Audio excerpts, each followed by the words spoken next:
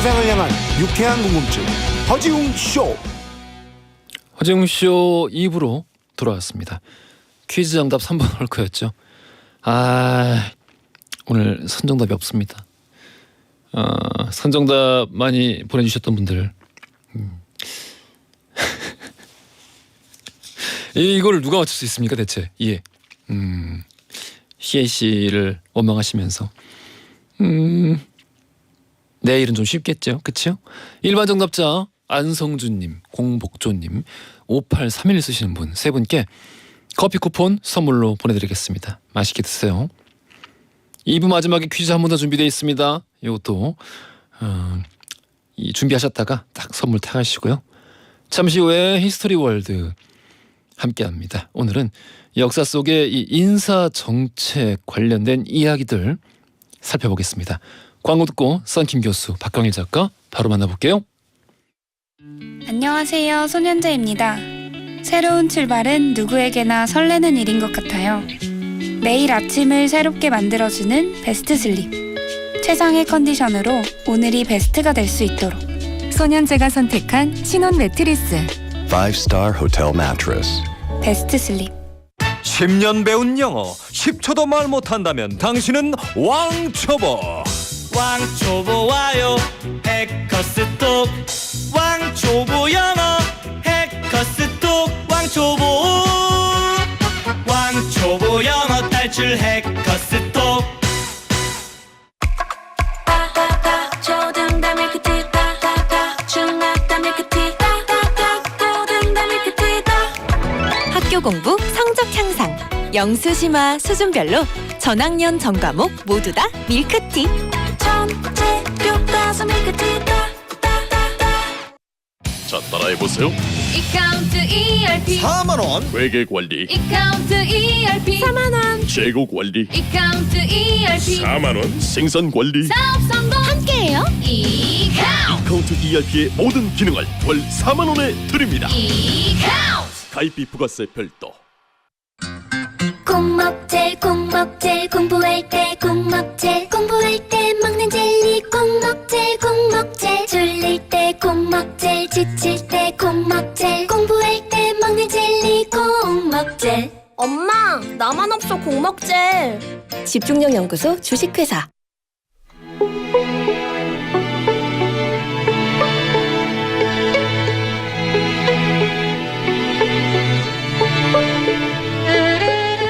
과거 속 역사를 통해 현재를 들여다봅니다. 히스토리 월드. 역사여행 전문가 역사 귀요미 K3하천 박광일 작가님 나오셨고요. 안녕하십니까? 안녕하세요. 박광일입니다. 야사의 달인 역사 개그맨 킹갓 제너럴 히스토리 프린스 썬킴 교수님 나오셨습니다. 안녕하세요. 이렇게 높은 인물평을 해주셔서 감사합니다. 뭐라고 했지 내가? 킹갓 제너럴이라고. 히스토리 프린스까지. 히스토리 프린스. 무슨 뜻인지 몰라요. 이게 오늘 주제와 관련이 있어요. 그래요? 인물평. 어. 인물평. 하마평. 하마평. 평. 와 브라 연진아 이건 계획을 했대 연진아. 감사합니다. 네. 우리 이제 이 주제 한 이유가 있습니다. 아시겠죠 다들? 예, 최근 국가수사본부장에서 낙마를 했어요. 하루 만에. 네. 정순신 변호사의 인사검증 관련해서 이제 연일 뉴스들이 나오고 있습니다. 어떻게 보셨어요 두 분은? 성희 교수님이 건너뛸까요? 자기 선에서 그거를 거부를 했었어야죠. 그렇죠. 현안에 대해서 워낙에 말씀하시길 싫어하시는 분이라. 한국전쟁 이후는 얘기하지 않습니다. 거짓말하지 마. 기원전만 하잖아. 기원전만. 내용 증명이 안 나오는 선에서. 그러니까 개인적으로 이거를 모를 수 있는가? 어떻게 그 방송에 보통의 경우라면 이게 사적인 영역이지만 이게 방송에 대대적으로 나왔던 부분이었고 과거에 보도가 됐었던 그렇죠. 이야기죠. 또 그리고 그렇게 멀지 않았던 사람이라는 점에서 이거를 몰랐을까라는 부분들이 조금은 납득이 안 되는 부분이 있긴 한 것 같습니다. 좀 이제 확실히 구멍이 좀 있는 것 같아요. 네. 예. 그리고 이제 제가 정확하게는 모르지만 그거 아마 이제 사전에 인사검증할 때 체크하는 게 있었는데 거기에도 체크를 하지 않았다. 이런 부분이 있었다고 하는데 그게 만약에 사실이라면 이제 본인의 잘못 또한 굉장히 크다라고 볼 수가 있는 거죠. 아들의 문제뿐만 아니라. 이제 본인 잘못은 당연한 거고 이 인사검증 시스템, 그러니까 이제 인사를 담당한 사람들 혹은 이제 대통령실도 이제 몰랐다. 뭐 이렇게 이제 말씀을 하고 계시는데 어때요? 미국은 어떻게 하나요? 이 인사 검증을? 그러니까 미국은 일단 서로를 믿질 않아요. 그러니까 전 세계 많은 국가 가운데서 유일하게 탑다운이 아니라 바텀업으로 만들어진 나라가 미국이거든요. 그 정말 타운, 빌리지부터 시작해가지고 이제 연방정부가 구성됐지 않습니까? 예, 예. 기본적으로 정부를 안 믿어요. 그래서 지금도 총기 소유가 허용이 되고 있는 거고 예. 국가가 어떻게 내 목숨을 지키냐. 내 목숨은 내가 지킨다 이거거든요. 네, 내가 지키겠다. 민병대의 전통이기도 하죠. 민병대 밀리시아의 전통이지 않습니까? 예, 예. 그래가지고 이 나라를 통치한다는 사람을 우리가 어떻게 믿냐 해서 굉장히 철저하게 공직자 특히 이제 대통령이 임명할 수 있는 사람이 한 9천 명 정도 되거든요. 예, 예. 철저하게 검증을 합니다. 예를 들어 가지고 뭐 후보자 같은 경우에는 17년, 10년 그러니까 거의 전생에 대해서 다 얘기를 해야 되고 후보자의 지인 또 10년 이내에 이혼한 배우자 뭐 주변에 살았던 이웃 다 인터뷰를 해가지고 무려 133쪽의 보고서를 백악관에 올려요. 그러니까 가부를 얘기 안 해요. 예. 판단은 대통령이 하는 거죠. 우린 다 조사했으니까 노고 이거는 대통령이 결정하고 책임도 대통령이 져라. 이 부분이 이 청취자분들, 웅냥이분들이 오해하시면 안 되는 게 그래도 아니 세상에 삶에 이 흠결이 없는 사람이 어디 있느냐 있다라면 그거는 사실 AI지라고 생각하실 수 있는데 당연한 말씀이시고 정말 지당한 말씀이시고 근데 이제 미국의 인사검증 시스템을 일단 알아보고 이것에 따라서 무슨 뭐 이거를 윤리적으로 재단을 하겠다라는 것이 아니라 가장 중요한 건 거짓말을 그래서 하느냐 안 하느냐 대중을 상대로 거짓말을 하느냐 안 하느냐를 검증을 하는 것이지 그 정말 과거에 중요한 포인트예요. 이걸 제일 중요하게 생각해요. 그러니까 잘못이 있을 경우에는 솔직하게 다 얘기하고 그러면 굉장히 너그럽게 넘어가요. 미안하다. 내 실수였다. 왜냐하면은 흠결이 없는 삶이란 존재할 수 없기 때문에 그걸 다들 그 부분은 다 이제 인정을 하고 있는 부분인 거고 근데 만약에 숨기고 나중에 거짓말을 한다. 그러면은 용서가 없죠. 그렇죠. 이게 정말 잘못을 하고 숨기는 거와 솔직하게 쿨하게 인정하고 사죄하는 사람 얼굴에 침 못 뱉어요. 그렇죠. 그렇습니다. 그래요. 그래서 우리가 뭐 이제 역사 코너니까 우리 인사 시스템 얘기를 계속 할 수는 없고 우리 역사 속의 인사 정책 과연 역사 속에서 과거의 어떤 뭐 왕조부터 다른 나라들은 어떤 식으로 이렇게 인사를 관장을 했는지 이야기를 한번 해보겠습니다. 사실 이제 조선이라고 하는 나라가 520년 가까이 유지가 됐었는데 그럴 때 보면은 분명히 문제도 있지만 한편으로는 그 나라가 예를 들어 임진병자호란까지 겪었는데 어떻게 망하지 않고 유지가 되었을까? 그렇죠. 무엇보다도 조선의 어떤 그 장면들을 재현하는 것들을 보면은 왕과 신하들이 토론을 하거나 또 신하들이 각각의 역할에 대해서 어떤 일을 수행하는 과정들을 보게 되거든요. 그렇다면은 이 사람들의 인사 정책이라고 하는 것들이 어떤 면에서는 조선의 관료제를 지탱했고 그 조선의 관료제가 결국은 조선이라고 하는 나라를 긴 수명을 유지할 수 있도록 도와주지 않았을까? 그렇다면 거기에는 어떤 그 비법이 있었을까? 이제 이런 부분들을 좀 살펴볼 필요가 있을 것 같습니다. 그래서 그와 관련된 굉장히 많은 사실은 인사와 관련해서는 굉장히 많은 제도가 있는데 그 중에서 눈에 띄는 한 2가지 정도. 그래서 이제 어떤 인재를 검증하는 작업이라고 할 수 있는 서경. 그다음에 그 인재가 제대로 실력을 발휘할 수 있도록 그렇지만 주변 사람들에게 특별한 이익을 주지 않도록 하는 어떤 상피 이 2가지 제도를 바탕으로 해서 조선시대 인사 검증 시스템의 일부를 살펴보도록 하겠습니다. 서경과 상피? 상피 서로 피한다는 뜻이에요. 이거 한번 들어보겠습니다. 뭐 중국 같은 경우에는 제가 준비를 했는데 삼국지 좋아하시죠? 삼국지 보면은 모든 게 다 누구 추천이에요. 그렇죠. 그 향거리 선제 줄여가지고 선거라고 하는데 추천 레코멘드 누구 추천 아니 저 사람들 뭘 믿고 저렇게 추천을 하냐. 그 물론 그 연희도 그렇고 정사도 그렇고 이제 추천 제도가 있는데 과연 이 추천 제도 향거리 선제가 뭐고 조조가 여기에 굉장히 열받았거든요. 추천 말고 내가 직접 뽑겠다. 뭐 구현령이라고 해서 그 삼국지에 나왔던 인사 시스템 한번 말씀드리겠습니다. 그러면은 그 내용의 기반은 어찌됐든 그 우리 소설 삼국지 그러니까 연희 삼국지 말고 정사 삼국지 진수 삼국지를 기반으로 하시겠다. 그렇죠. 알겠습니다. 자 그러면은 우리 작가님부터 하시죠. 가위바위보 안 하고 이긴 걸로 치고 형식적으로 합시다. 형식적으로 이제 재밌어졌구나. 제가 보쟁이 낼게요. 가위바위보. 내가 졌다. 그러니까 매번 지니까 더 이상 의미가 없는 것 같아서 그냥 하려고 했는데 나 그냥 저 항상요.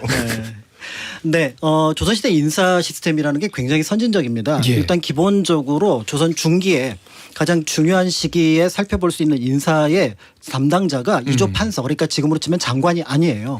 지금으로 치면은 뭐 과장급에 해당하는 정랑 좌랑이라고 하는 사품과 오품에 있는 사람들이 실권을 가지고 있었습니다. 그러니까 이조 판서는 그거를 승인만 하는 거예요. 예. 그러니까 이조 정랑과 좌랑이 여러 관련된 인사들을 추천을 받아서 적절한 요소에 배치를 하게 되면 이조 판서 그걸 바탕으로 해서 선정을 해가지고 그거를 이제 왕한테 올려서 낙점을 받는 이런 방식입니다.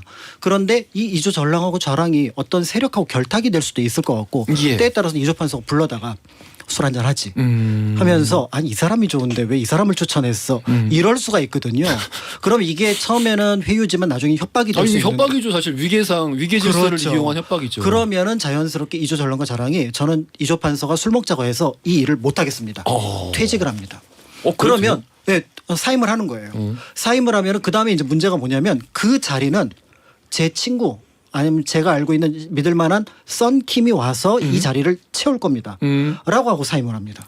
자청권이 있어요. 아, 권리가 있어. 네. 그러니까 결국은 이조 판서가 이 사람을 압박해서 쫓아낸다고 하더라도 이 사람이 뽑은 인사에 대해서는 간섭할 수 없는 체계가 기본적으로 조선 한 3분의 2 정도의 시기를 감당하고 있었다는 점에서 조선이라는 나라가 기본적으로 인사에 관해서 얼마나 관심을 가지고 있었고 노력을 했는가 이런 것들을 짐작해 볼 수가 있는 거죠. 예. 그런데 이제 이런 것들을 넘어서는 기본적인 어떤 사람을 뽑고 또 어떤 사람을 자리에 배치하는 데 있어서 중요하게 생각했던 원칙이 앞에서 말씀드렸던 이제 그 상피하고 서경이 되는데 예.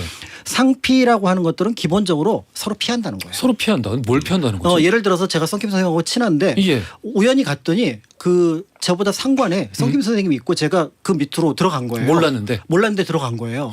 그러면은 제가 이제 그 두들겨서 인사관리에 제가 지금 썬킴 선생님하고 지난 몇 년 동안 방송을 했기 때문에 이 자리에 있는 거는 적절하지 않습니다. 아, 군대 갔는데 내 상관이 대학 후배다. 그렇죠.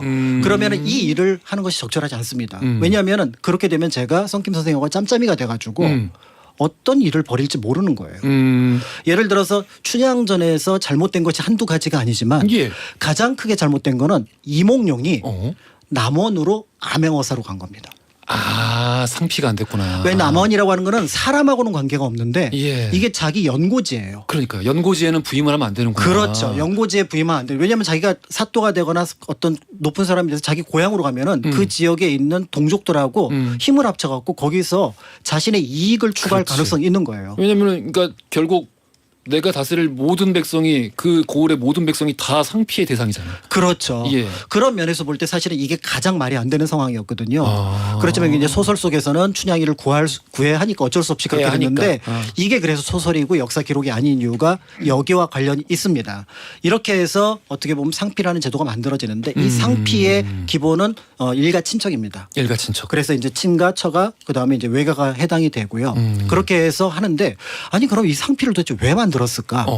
그러니까 모름지기 관리란 예. 공직자란 공공의 일을 하는데 공공의 일을 하죠. 이게 서로 친한 사람들이 만나면 사적인 이익을 추구할 수 있다. 있다라는 거예요. 그러니까 이게 기본적으로 전근대 역사에서 특히 유교 국가에서 공과 사에 대한 구분이 명확했는데 이 공과 사가 특히 관료에게 굉장히 중요하다고 판단을 했던 겁니다. 예. 왜냐하면 공은 공평이란 뜻이에요.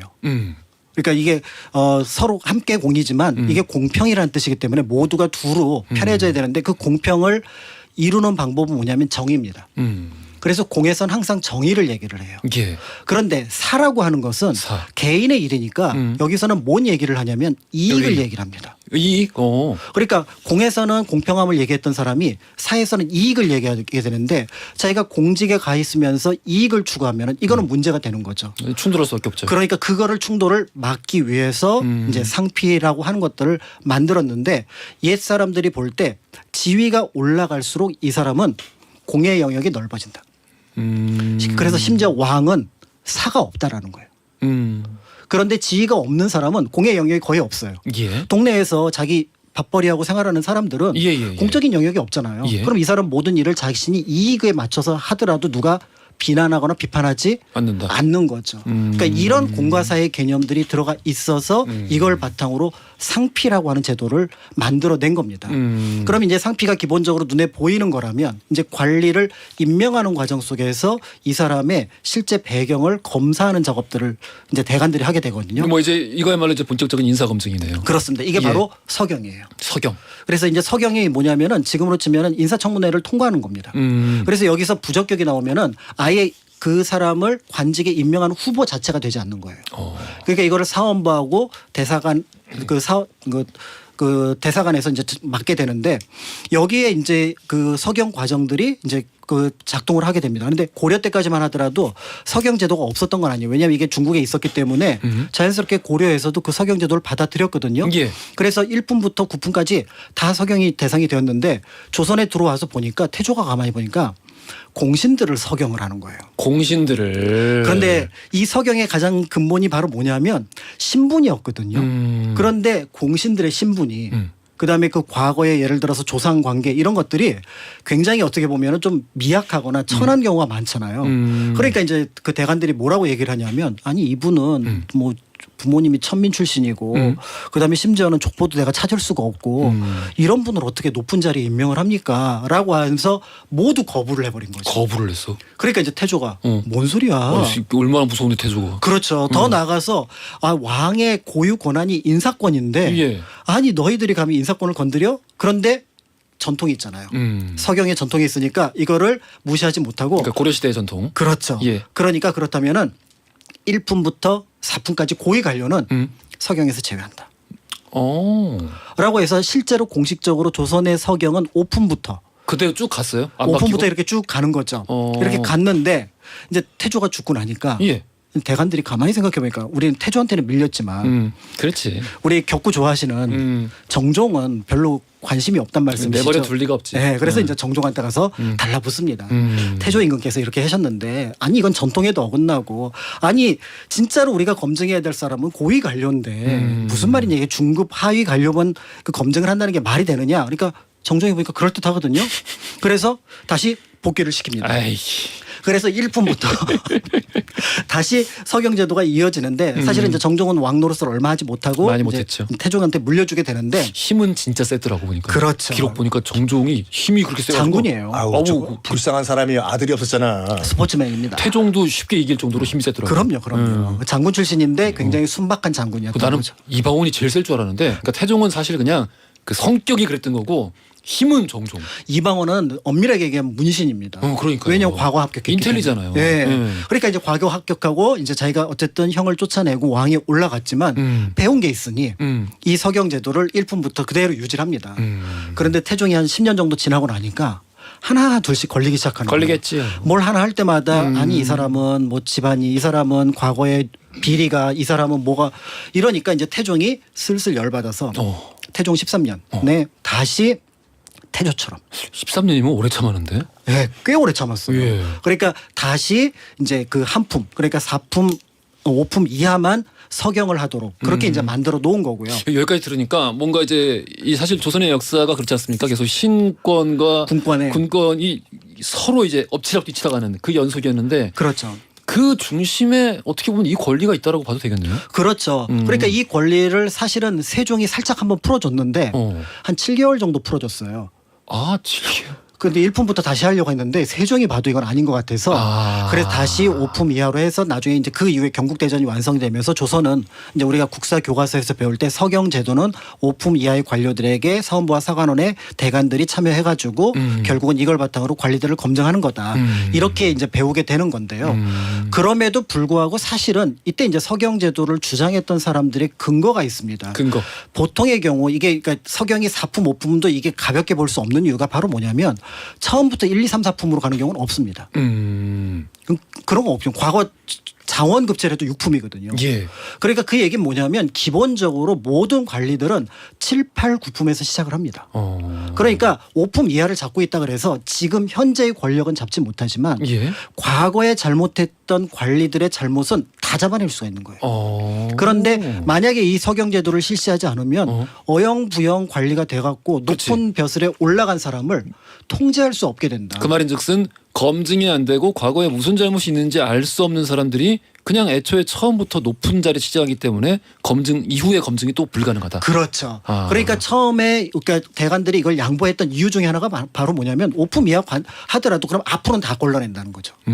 그런 의미에서 이거를 이제 어떻게 보면은 그 주장을 했고 관철을 시켰다라고 볼 수가 있는데 전 세계에서 조선과 같이 이렇게 서경 제도를 완벽하게 시행해갖고 운영한 나라는 거의 없습니다. 실제로 왕들 실록 기록이라든지 승정원 일기를 보면은 어떠한 이유로 서경에 통과했고 서경에 통과하지 못했고 하는 기록들이 다 나와 있거든요. 특히 이제 가장 대표적인 거 이거는 거의 임용이 불가능한데요. 조상 중에 탐관오리, 탐관오리가 있어. 뇌물을 받은 관리가 있으면은 거의 출사 그러니까 어떻게 보면은 관리가 되는 것이 불가능하다고 할 정도니까 예. 그런 면에서 볼 때 당시 관리가 되고자 하는 사람들이 어떤 식으로 준비를 했을지 이걸 통해서 미리 짐작할 수가 있는 거죠. 알겠습니다. 요 얘기 우리 퀴즈하고 우리 광고 듣고 와서 마저 이제 하겠고 역사 속 인사정책 이야기 여기서 돌발 퀴즈 드리겠습니다. 인사에 관련된 말 중에 유명한 말이죠. 사람의 일이 곧 모든 일이다 라는 뜻의 말이 있습니다. 이 참 많이 여기저기서 많이 쓰여요 이 말. 그렇죠. 요 말 과연 무엇일까요? 보기 드릴게요. 1번 인사가 농사다. 2번 인사가 장사다. 3번 인사가 만사다. 힌트. 뚜루뚜루뚜 빠라라. 그걸 아는 사람 있을까요? 이거를 아니 지금 만사말을 기억 못해? 2023년에 만사말을 누가 아니 우리 왜? 지금 연령대가 좀 다 10대예요. 아니 만사말을 기억 못해요? 아 얼마 전이야? 답답하네 진짜. 야, 이 형들 왜 그러나 진짜. 알겠습니다. 정답 아시는 분들 짧은 건 50원 긴 건 100원이 드는 문자 샵1035나 무료인 글로 보내주시면 추첨 통해 선물 보내드리겠습니다. 규현의 밀리언 조각 들으면서 3부로 갈게요. 허지웅 쇼.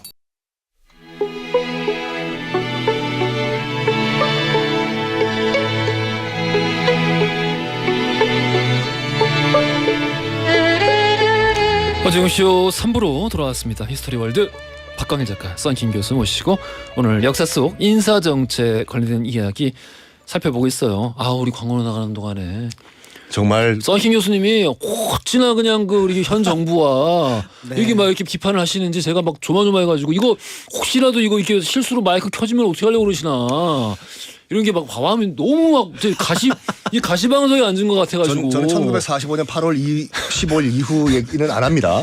내용 증명이 나오기 때문에. 알겠습니다. 왜 막방을 만들어 이거를? 그렇죠. 요즘에 이 방송 때문에 중국도 못 가셔서 굉장히 안타까워 예, 계시죠. 그러니까. 그건 좀 약간 안타까워. 중국을 못 간다는 거. 그러니까 너무 싫어하시잖아요 현 저기를. 왜 본인 얘기를 해요?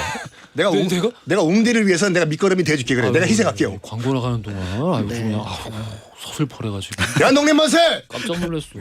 아무튼 자 히스토리 월드 팟캐스트로도 함께 하실 수 있습니다. 언제 어디서든 편하게 즐겨주시고요. 우리 앞서 하던 이야기 네. 이 마저 들어보겠습니다. 이제 이 서경제가 필요하다고 했던 대관 그러니까 이제 그 인사를 담당하면서 인사를 검증하는 관리들의 말이 실록에 남아 있습니다.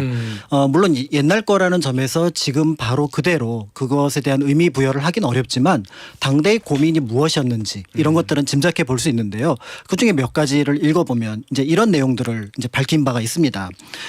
예를 들어 요순의 성세에도 간신이 있었는데 그렇지. 그 이후 시대는 말할 것도 없습니다. 그런데 이러한 문제를 어찌 군주가 모두 알 수 있겠습니까? 관리를 임용하는 것이 치밀하지 않으며 시간이 지나면 승진하니 현명한 사람과 우매한 사람이 서로 섞여 있고 귀한 사람과 천한 사람이 순사가 얻게 되었으니 이것을 논박하는 제도를 만든 것이 필요한 이유입니다. 그러니까 어느 시대나 간신이 있는데 그거 군주가 확인 못하고 찾아내지 못한다. 그리고 우매한 사람과 현명한 사람 처음에 그걸 어떻게 판가름을 하느냐. 좀 시간이 지나봐야 알 수 있지 않느냐. 그러니까 사전에 이것들을 검증을 해야 된다. 이런 얘기들을 했었고요. 근데 그 아까 우리 청취자분께서 그런 질문을 해주셨어요. 이 좋은 제도인 건 알겠는데 그렇다면 과연 이 우리가 이제 조선이 이제 어떻게 흘러갔는지에 대해서 이제 알고 있으니까. 네. 그러면 지금에 비해서 그때가 과연 낫다고 얘기할 수 있느냐라고 여쭤보신 분이 계셨어요. 그 부분은 약간 시선을 좀 달리할 필요가 있습니다. 조선으로서 그 당대의 다른 나라들에 비해서 우월했다라고 볼 수가 있는 거고요. 그 시대 그 존재했던 다른 주변의 국가들에 비교해서. 그렇죠. 그리고 현재와 과거를 비교하는 부분들에 대해서는 그때의 정신과 그때의 잘한 부분만을 채택할 부분이지 잘못된 부분도 굉장히 많죠. 정실 인사 아까 말씀드렸던 상피제 있으면 그걸 피해서 정실 인사가 있었고요. 그리고 또 2번, 3번 돌려서 권력을 다른 방식으로 어떻게 보면 남용하는 경우도 있었기 때문에 이제 그런 면들에 대해서 현대와 직접적인 비교는 어렵습니다. 근데 그때의 고민과 지금의 고민은 비슷하다는 점. 그렇지. 고민 자체 그 근본은 같다. 그렇죠. 그런데 이제 그거를 만들어낸 제도에서 어떤 면에서는 그때 그 고민들을 오히려 우리는 좀 가볍게 생각하는 것이 아닌가 이런 것들을 생각해 볼 수가 있는데 서경에 관련해서 이제 그 정종 때 이제 대관들이 다시 주장한 부분들이거든요. 예. 여기에 보면 이런 내용이 등장을 합니다.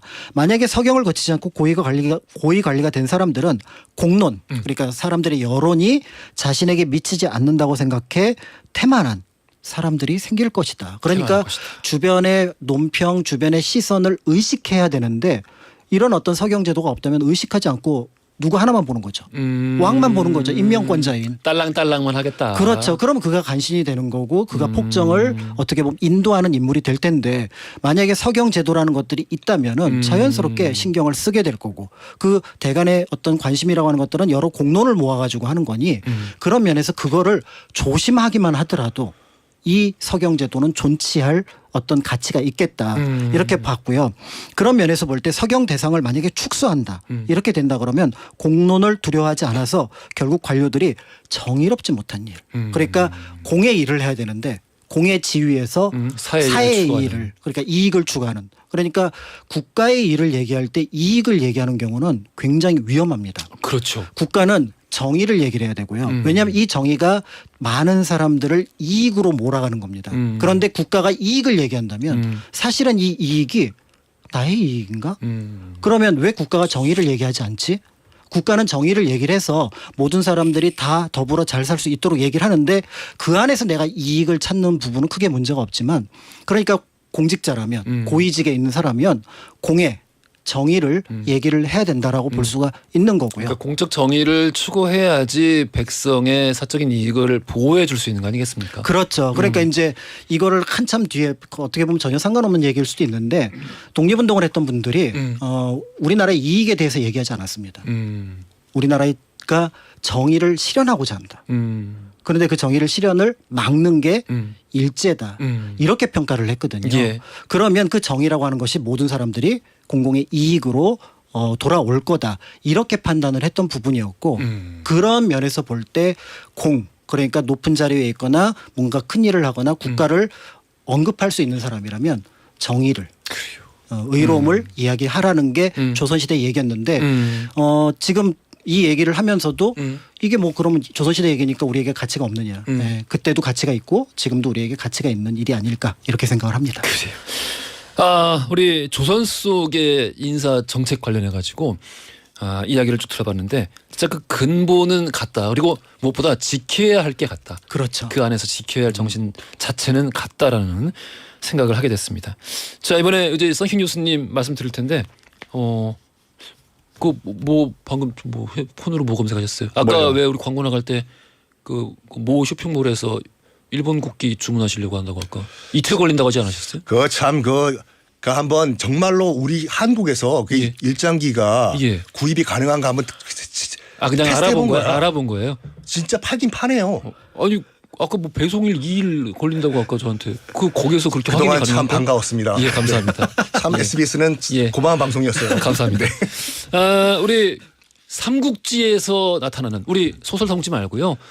우리 정사 삼국지 진수의 정사 삼국지에서 드러나는 이 인사 정책 관련해서 썬킴 교수님 말씀 듣겠습니다. 일단 뭐 나관중의 연희도 그렇고 진수의 이제 정사 삼국지도 그렇고 기본적으로 그러니까 604년에 이제 그 양기현이 수나라 문제죠. 수나라를 연 그 이전까지는 다 추천이었어요. 그러니까 이제 수문제가 과거 시스템을 도저히 안 되겠다. 공정하게 국가가 이 객관적으로 관리들을 뽑자라고 과거를 도입하기 전까지는 단지 추천제였는데 예.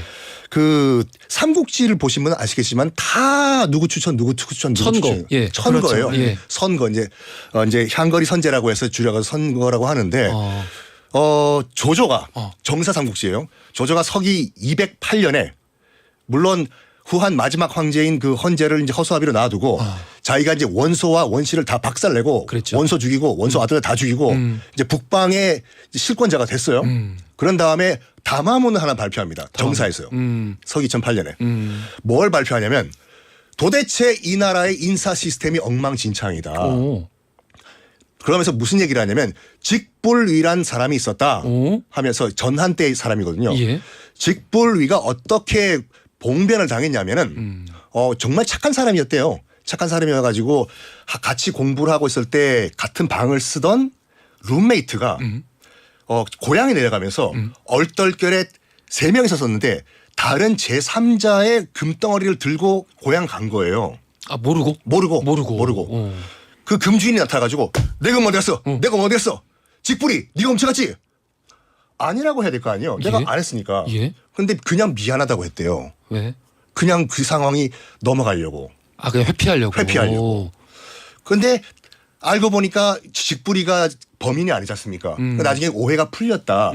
이걸 보고 전한의 이제 문제 황제가 저 정말 괜찮은 애다 해서 이제 천거를 받아가지고 관리를 등용을 했대요. 괜찮은 애라고? 괜찮지 않아 보이는데. 그러니까요. 나름대로 뭐 정직하니까. 회피하면 안 되지. 그, 아무튼 근데. 그러니까. 근데 이제 황제 문제의 총애를 받으니까 한 문제에 예. 이제 문제가 생긴 거예요. 아이고 야.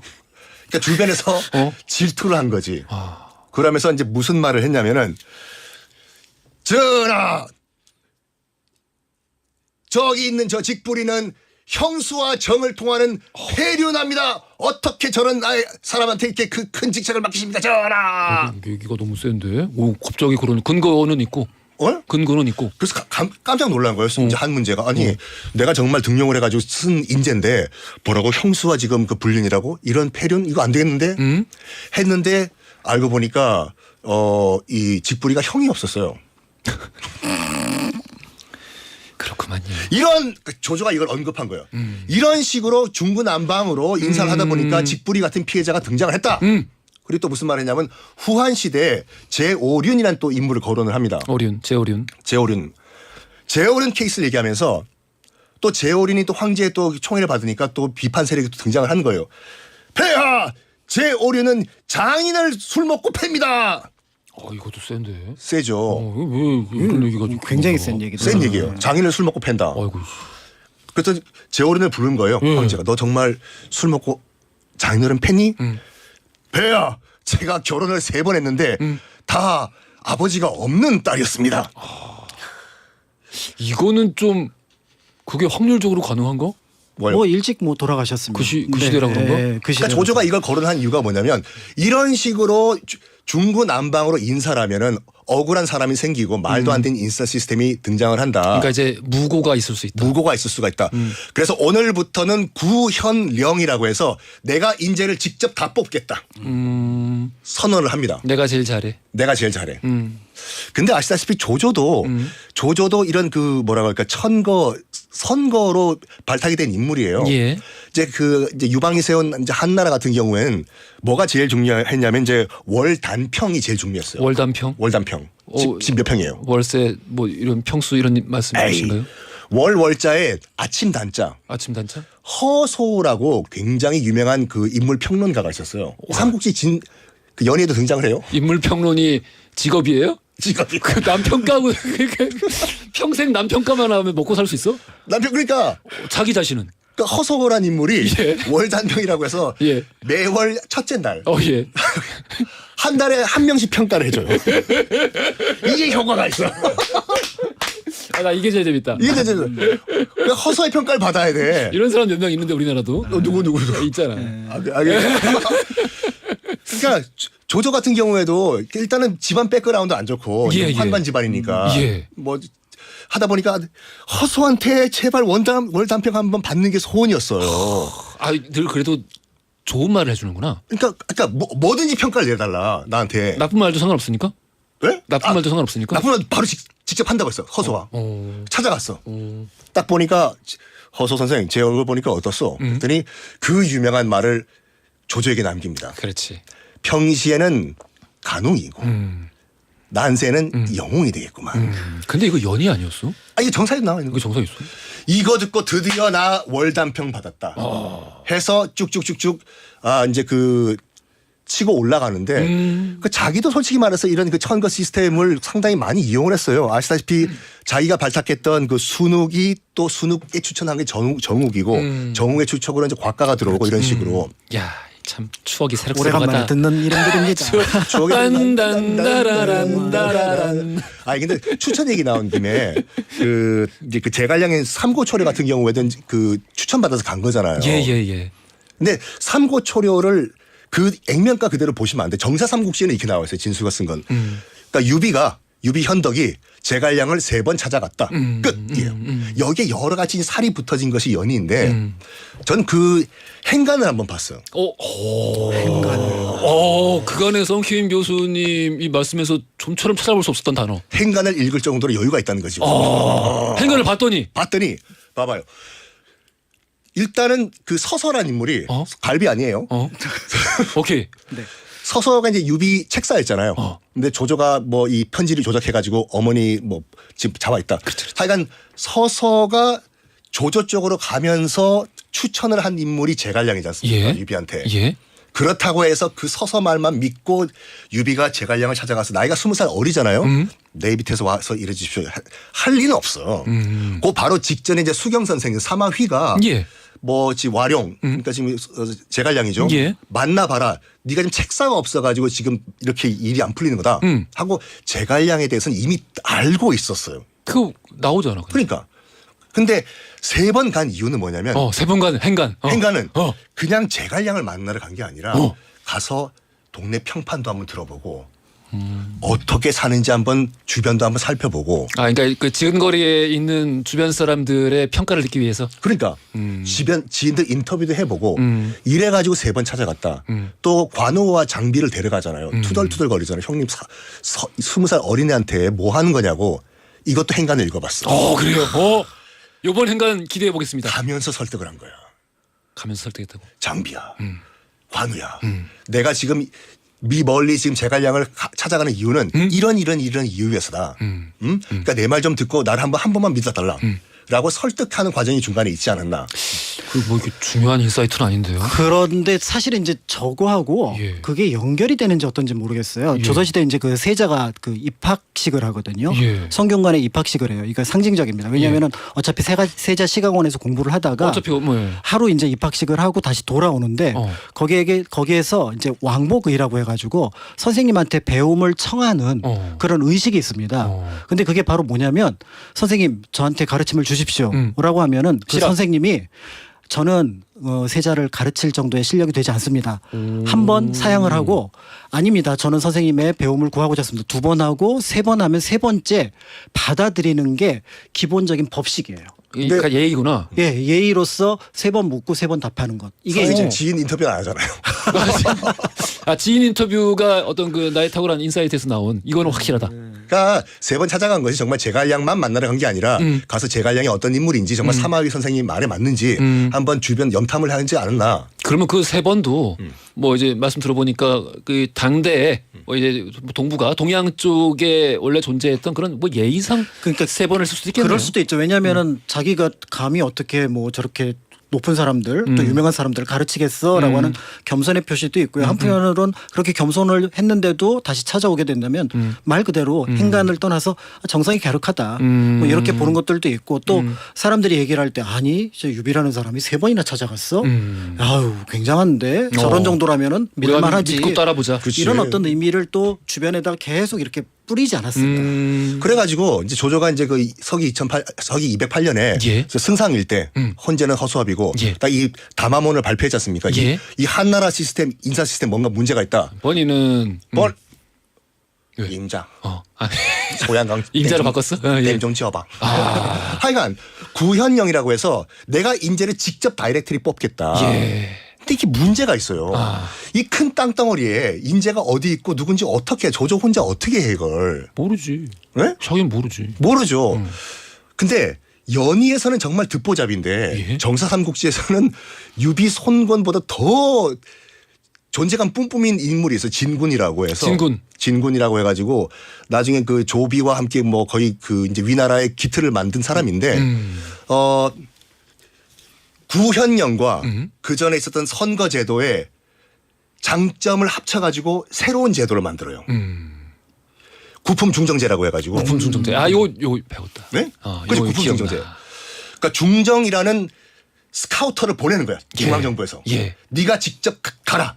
가가지고 동네에서 쓸만한 인물들을 다 스카우트해서 와라. 그 이제 헤드헌터야. 헤드헌터들이죠. 이러면 되겠다.